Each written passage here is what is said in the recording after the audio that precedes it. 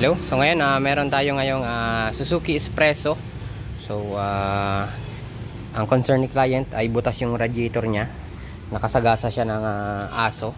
So bale na fold yung radiator. Ito na yung radiator. So tapos na to, kaso i-share ko lang sa inyo. So ito yung radiator niya. Bale pakabangga ng aso, ito napersa to, tapos tumabingi ko na ng konti.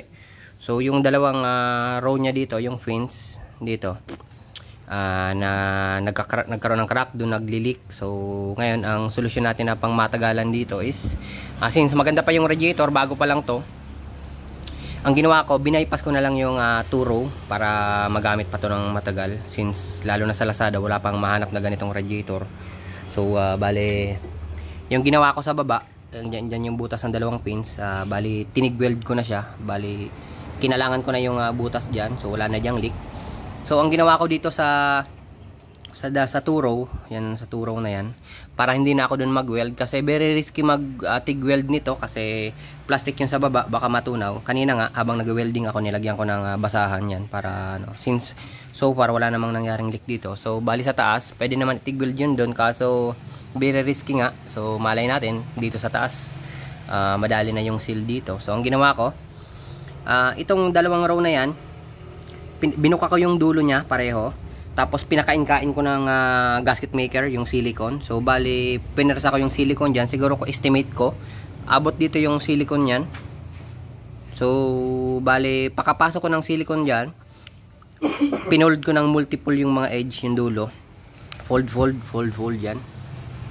yan, fold ng fold. So malabo na mangyaring mag-leak to, kasi once na tumigas yung gasket maker, yun na yung mag-hold ng pressure. Tsaka hindi siya, yung gasket maker naman, hindi yan lalabas dito kasi naka-fold nga siya. So inipit ko lang ng yung tire strap para hindi siya mag-vibrate. So bali itong last bracket lang yan, hindi yan wala yang butas. So yung dalawa lang na yan, na dalawa. So bali mamaya, since may spare epoxy pa tayo mamaya, bali lalagyan ko to ng parang cup, ipapasok ko dyan, abot dito. Tapos bubuhusan ko pa siya ng epoxy, parang yung magbubuhos tayo ng semento. So ano lang yan, additional protection lang yon, para siguro ko nga hindi naman yan makakatulong sa sealing, kasi yung gasket maker seal na talaga yan. Bali ang magiging ang mapre-prevent ng epoxy niyan sa vibration, para hindi siya gumalaw-galaw na. Yan, so ayan, na-epoxy na natin. So yan, kita niya, parang nilagyan ko ng hurmahan. So yan, balot na epoxy yung mga dulo, plus yung inano natin, yung nilagyan natin ng tiko-tiko, or plinip natin yung mga fins para mag-lock.